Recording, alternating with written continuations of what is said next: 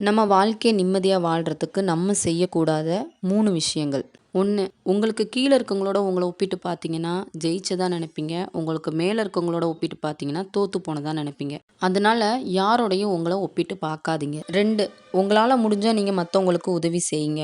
ஆனா, நம்ம உதவி செய்றதுக்காக மத்தவங்களும் நமக்கு செய்வாங்க அப்படின்னு மட்டும் எதிர்பார்க்காதீங்க. 3. எல்லாருக்குமே வாழ்க்கையில கஷ்டங்களும், கவலைகளும் இருக்கத்தான் செய்யுது. இருந்தாலும், உங்களுக்கு நடந்த சில கசப்பான, மறக்க முடியாத விஷயங்கள நெனச்சு வருத்தப்பட்டுக்கிட்டே இருக்காதீங்க. நம்மள சுத்தி இருக்கிறவங்கள ஒரு சிலர நம்மளால புரிஞ்சுக்கவே முடியாது. அவங்க தெரியாம செய்றாங்களா? இல்ல தான் நல்ல பேர் எடுக்கணும் அப்படின்றதுக்காக செய்றாங்களா? இல்ல அவங்களோட இயல்பே வந்து தன்ன சுத்தி இருக்கிறவங்க கிட்ட குறைய கண்டுபிடிக்கிறது தானா? அப்படின்றது நமக்கு தெரியாது. இருந்தாலும், இப்படிப்பட்டவங்க அமைதியான வாழ்க்கையவோ, இல்ல அவங்க மனசுக்கு திருப்தியான வாழ்க்கையவோ வாழ்ந்துகிட்டு இருக்கிறாங்களா? அப்படின்னு கேட்டா, நிச்சயமா அது வந்து கேள்விக்குறி தான். இந்த மாரி நபர்கள நீங்களும் உங்களோட லைஃப்ல சந்திச்சதுண்டா? இத பத்தி நீங்க என்ன நினைக்கிறீங்க? அப்படின்றத எனக்கு கமெண்ட்ல சொல்லுங்க.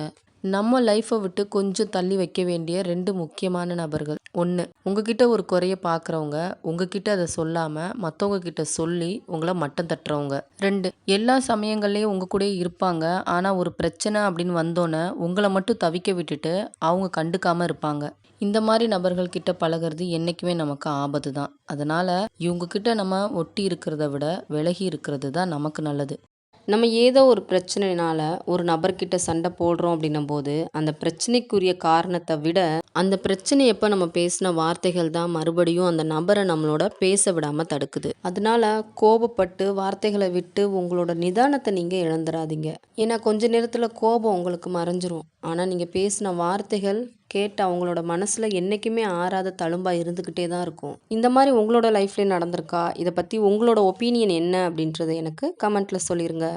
நமக்கானவங்க தவறான வழியில போறாங்க, தவறான நபர்களோட பழக்கத்துல இருக்கிறாங்க, இல்ல தப்பு செய்றாங்க அப்படின்றது நமக்கு தெரியும்போது, நம்மளால எவ்வளோ சொல்ல முடியுமோ அந்த அளவுக்கு சொல்லி அவங்கள வந்து நல்வழிப்படுத்தணும் அப்படின்னு நம்ம நினைக்கிறது ஒண்ணும் தப்பே கிடையாது. இருந்தாலும் அவங்க அத புரிஞ்சுக்காம, அப்படித்தான் இருப்பேன் அப்படின்னு சொல்லும்போது, அதுக்கு மேல நம்மளால ஒண்ணுமே பண்ண முடியாது. ஏன்னா, சில பேர் வந்து சொல்லி திருந்துவாங்க, ஆனா சில பேர் பட்டு தான் திருந்துவாங்க. அதனால நீங்க சொல்லி திருந்தாதவங்கள பட்டு திருந்தட்டும் அப்படின்னு சொல்லி விட்டுருங்க. அதுதான் உங்களுக்கு நிம்மதி.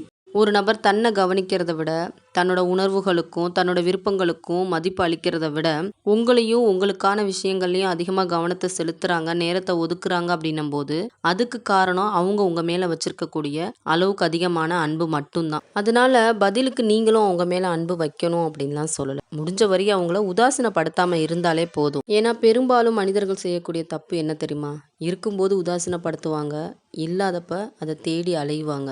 நம்ம ஃப்யூச்சருக்காக ஒரு விஷயத்த நம்ம புதுசா செய்ய ஆரம்பிக்கும்போது, இந்த விஷயத்த நம்ம எப்படி செஞ்சு முடிக்க போறோம் அப்படின்ற எண்ணம் நமக்குள்ள வந்துருச்சுன்னு வச்சுக்கோங்களேன், கூடவே சேர்ந்துட்டு பயமும் வந்துரும். அதுவே நமக்கு வேற வழி இல்ல, நமக்கு யாரும் உதவிக்கும் கிடையாது, நம்மளால செஞ்சு முடிக்க முடியும் அப்படின்ற எண்ணம் உங்களுக்கு வந்துருச்சுன்னா, கூடவே சேர்ந்துட்டு தன்னம்பிக்கையும் வந்துரும். அதனால எந்த ஒரு செயலா இருந்தாலும் முடியுமா அப்படின்றதும், முடியும் அப்படின்றதும் நம்மள பொறுத்தது தான். இத பத்தி நீங்க என்ன நினைக்கிறீங்க அப்படின்றத எனக்கு கமெண்ட்ல சொல்லிருங்க. நம்மளோட வாழ்க்கையில நம்ம தெரிஞ்சுக்க வேண்டிய முக்கியமான 3 விஷயங்கள். 1.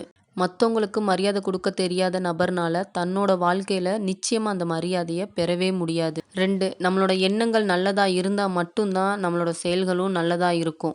3. நம்மளோட செயல்கள் சரியானதா இருக்குது அப்படின்னும்போது, சந்தேகமே தேவையில்ல. நம்மளோட வாழ்க்கையும் நமக்கு நல்ல விதமா தான் இருக்கும்.